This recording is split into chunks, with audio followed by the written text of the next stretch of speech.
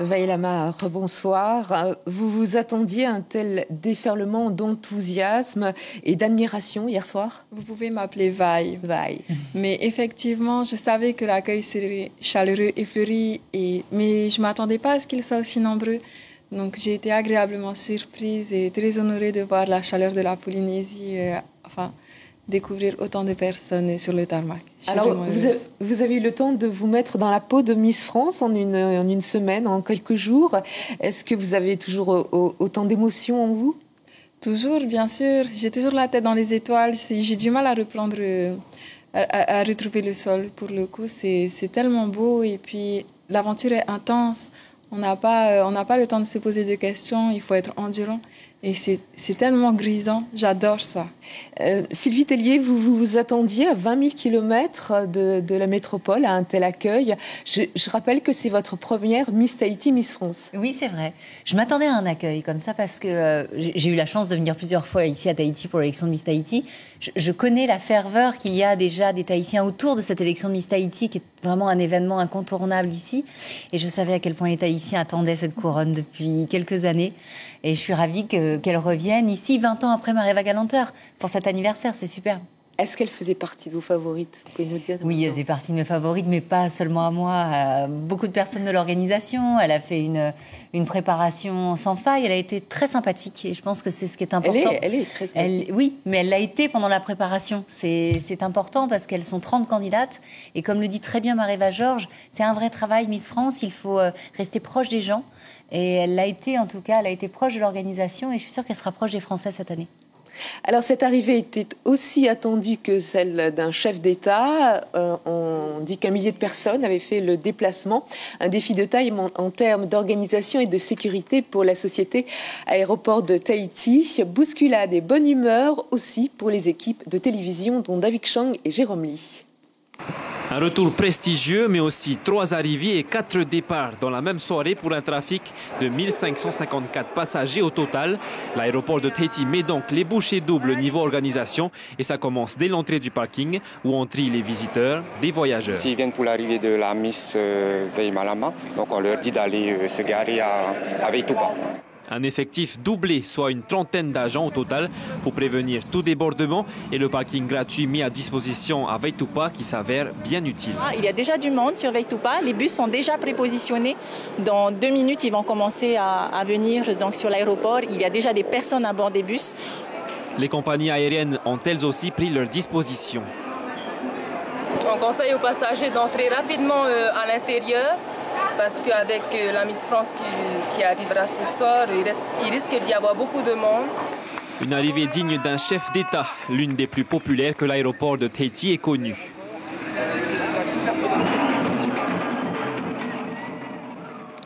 Alors, effectivement, une arrivée digne d'un chef d'État. Là encore, ça vous a surpris, ce déploiement de forces de l'ordre, toutes ces autorités qui étaient présentes? Je ne m'attendais pas à ça parce que ce qui nous caractérise en tant que Polynésiens, c'est bien la proximité qu'on peut avoir les uns avec les autres. Et du coup, c'est vrai que c'était... Je m'y attendais vraiment pas. Mais c'était quand même nécessaire parce qu'ils étaient nombreux, les gens à venir. Et j'espère qu'il n'y a eu aucun blessé parce que j'ai vu qu'il y en avait beaucoup qui se bousculaient pour essayer de se rapprocher et m'offrir les couronnes qu'ils avaient à me donner. Est-ce que ça génère de la frustration en vous, un petit peu? Mais ça me rend un peu triste de ne pas avoir pu leur dire bonjour à tous parce qu'ils étaient vraiment très nombreux à se déplacer et à avoir attendu aussi longtemps.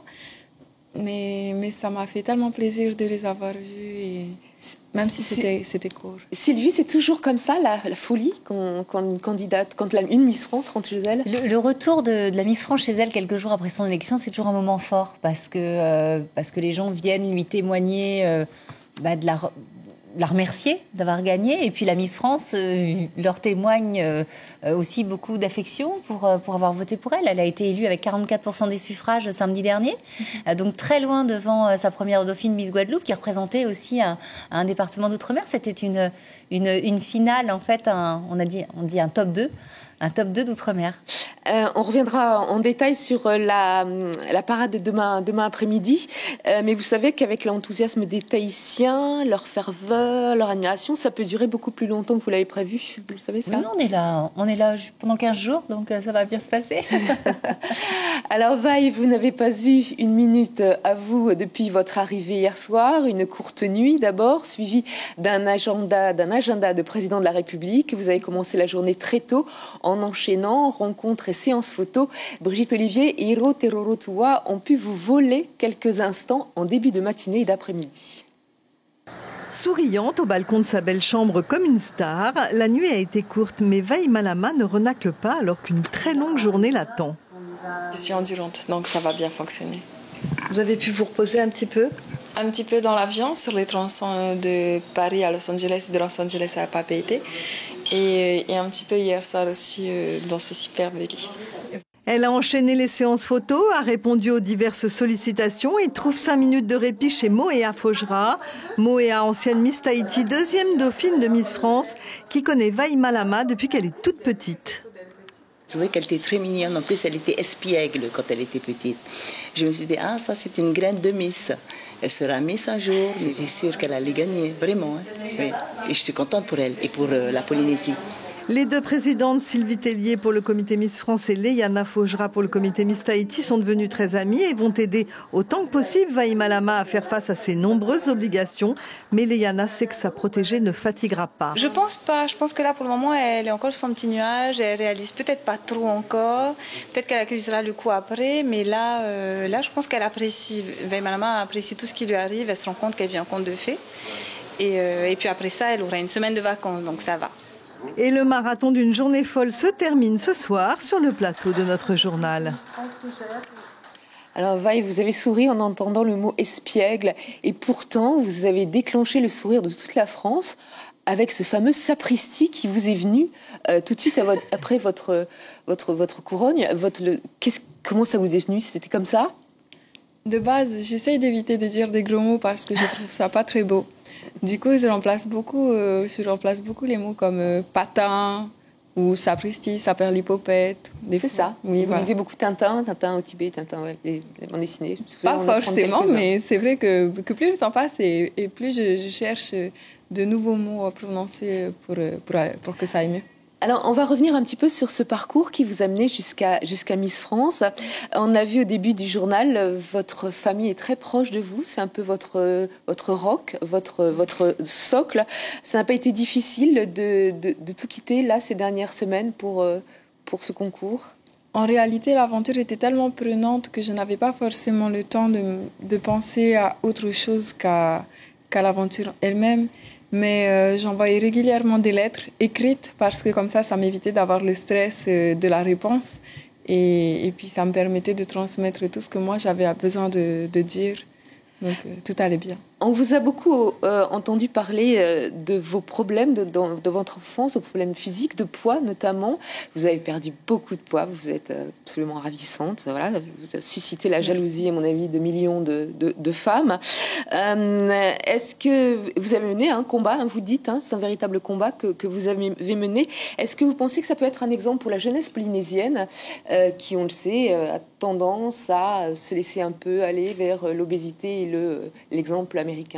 Alors, c'était pas un combat, c'était une prise de conscience. Une prise de conscience, c'est vrai. Qui est arrivée au cours de ma vie suite à plusieurs expériences de vie. Et puis, suite à ça, plus le temps passait, plus je voyais l'évolution de mon corps qui me plaisait. Donc, j'ai continué sur cette voie.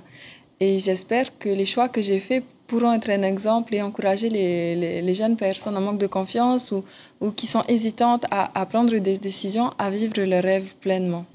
Sylvie, Vaille échappe un peu aux normes. On dit qu'elle a une taille un peu au-dessus du 34. Il n'y en a pas beaucoup qui font 34, non, même des Miss France. C'est un choix de votre part. Je veux dire, est-ce que vous avez tendance à revenir au choix du public d'ailleurs qui a voté? Miss France est élue à 100% par le public. Voilà. Donc nous, l'organisation, présélectionnons 12 finalistes. Donc oui, en fait, tout simplement, parce qu'il n'y a pas de, comme vous dites, il n'y a pas de normes pour devenir Miss France. Ce qui nous intéresse, c'est la personnalité des jeunes femmes et c'est surtout leur diversité. Et oui, Vaille, c'est vrai qu'elle a Elle fait pas un 36, pas un 38, voilà. Elle oscille entre... voilà, ça dépend des créateurs. Mais c'est bien, je trouve que ce qui est important, c'est qu'elle l'assume. C'est qu'elle assume, en fait, ses choix. Elle assume, comme elle dit... ça fait partie de son histoire. Quoi. Enfin, je dirais, elle est tellement harmonieuse que peut tomber sous le charme. Non, mais je dis pas ça, je sais pas. Je suis pas du tout flatteuse. Votre année va être chargée. Vous connaissez déjà votre programme pour l'année 2020 ? L'année va être passionnante. Je la sens très très bien avec Sylvie, avec tous les comités de Miss France et l'équipe. Et on s'entend vraiment bien. Et vous avez créé des amitiés avec certaines d'autres Miss ? Oui, bien sûr. La cohésion cette année était particulièrement bonne d'après les chaperons. Et c'est vrai que j'ai passé de très bons moments et qu'aujourd'hui encore on est en très très bonne relation. Sylvie, Mariva le disait tout à l'heure, c'est un vrai travail pendant un an. Hein ? Oui, c'est vrai, c'est un sacré rythme. Et c'est pour ça que c'était important de revenir à Tahiti pour qu'elle puisse se ressourcer auprès de ses proches, parce qu'on sait très bien qu'elle ne pourra pas rentrer tous les week-ends.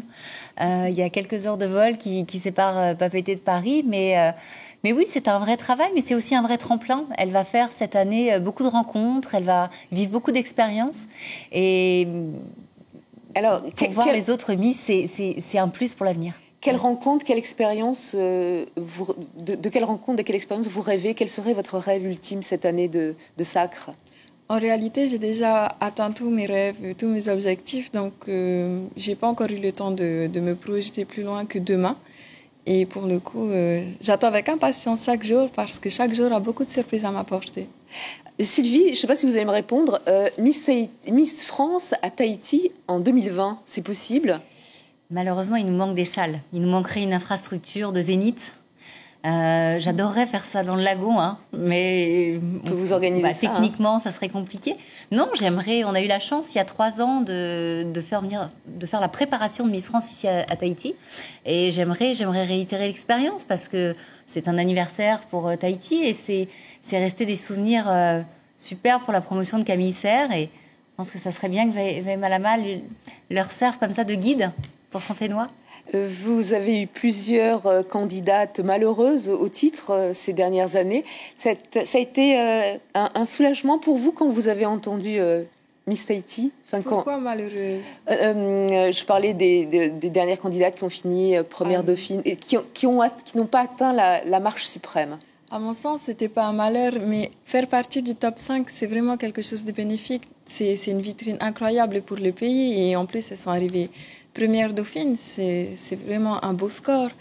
Et donc, c'est vrai que j'ai été très, très honorée, mais je ne considère pas le fait d'être première dauphine comme une perte, mais bien comme une victoire.